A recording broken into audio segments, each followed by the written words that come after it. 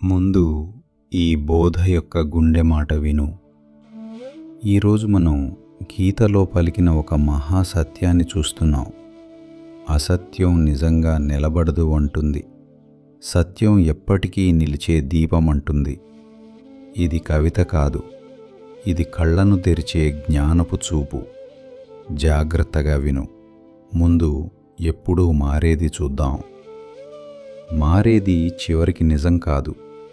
శరీరం మారుతుంది, బాల్యం దూరమవుతుంది, యవ్వనం చేరుతుంది, యవ్వనం కూడా వెళ్ళిపోతుంది.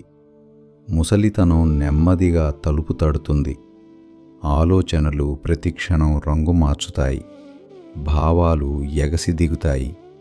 సుఖం వచ్చి వెళ్ళే అతిథి, దుఃఖం వచ్చి వెళ్ళే మేఘం. వచ్చిపోయేదంతా శాశ్వత సత్యం కాదు. అది కనబడుతుంది, కొంతసేపు నిలుస్తుంది, తర్వాత మాయమవుతుంది. కనిపించి మాయమయ్యేది తనంతటా అది నిలబడదు. ఇప్పుడు ఎప్పుడూ మారని దాన్ని చూద్దాం. ఇప్పుడు ఇంకోవైపు చూడు. నీ లోపల ఒకటి మాత్రం మారదు.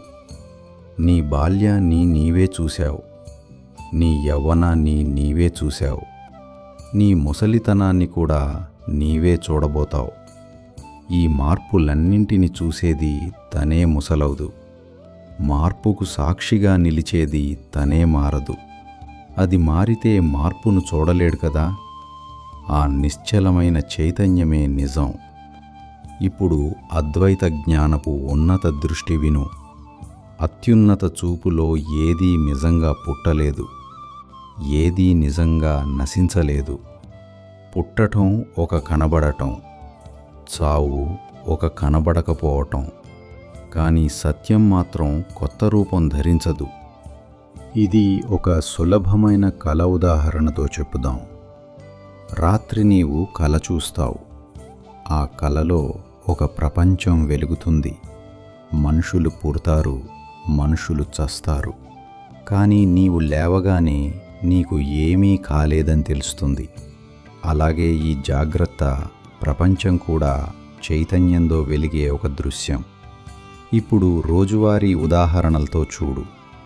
అలలు పైకి లేస్తాయి, అలలు కిందకు పడతాయి. కానీ నీరు మాత్రం అలాగే ఉంటుంది. అలపోయిందని నీవు ఏడుస్తావు, కానీ నీరు ఎక్కడికి పోలేదు. మట్టి కుండగా మారుతుంది, కుండ పగిలిపోతుంది. మట్టి అలాగే ఉంటుంది. బంగారం ఆభరణంగా మెరుస్తుంది, ఆభరణం కరిగిపోతుంది. బంగారం అలాగే నిలుస్తుంది. పేర్లు మారుతాయి, రూపాలు మారుతాయి, కానీ అసలు పదార్థం మారదు. నిజం యొక్క స్వభావం తెలుసుకో. నిజం అలాంటిదే. దానికి జననం లేదు, దానికి మరణం లేదు. అది రాదు, అది పోదు, అది ఉన్నట్టే ఉంటుంది. ఇప్పుడు నీవు నిజంగా ఎవరో చూడు. నీవు ఈ శరీరం కాదు. నీవు ఆలోచనలతో పరిగెత్తే మనస్సు కాదు. శరీరం, మనస్సు, కనిపించే ఆ నిశ్చలమైన వెలుగు నీవే. సృష్టి లేని చూపు. పరమసత్య దృష్టిలో సృష్టి అనే మాట లేదు, నాశనం అనే మాట లేదు. ఒకటే అఖండ చైతన్యం ఉంది. దానిలో ఈ ప్రపంచం ఒక దీర్ఘమైన కలలా మెరుస్తుంది. ఈ అవగాహనతో ఎలా జీవించాలి తప్పుగా అర్థం చేసుకోకు. జీవితాన్ని వదిలేయమని నేను చెప్పడం లేదు, స్పష్టంగా చూడమంటున్నాను. ప్రపంచంతో పనిచేయి, నీ కర్తవ్యాన్ని చెయ్యి. కానీ మారేదాన్ని మారేదిగా తెలుసుకో. మారని దాన్ని నీ స్వరూపంగా తెలుసుకో. ఈ అవగాహన ఫలం మారని దానిలో నిలిస్తే భయం కరిగిపోతుంది. శరీరం తాత్కాలిక రూపమని తెలిస్తే దుఃఖం నెమ్మదిగా మాయమవుతుంది.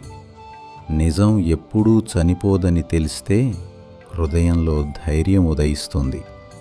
చివరి స్పష్టత: అసత్యం నిలబడదు, సత్యం నశించదు. సత్యంగా నిలువు. అదే స్వాతంత్రం.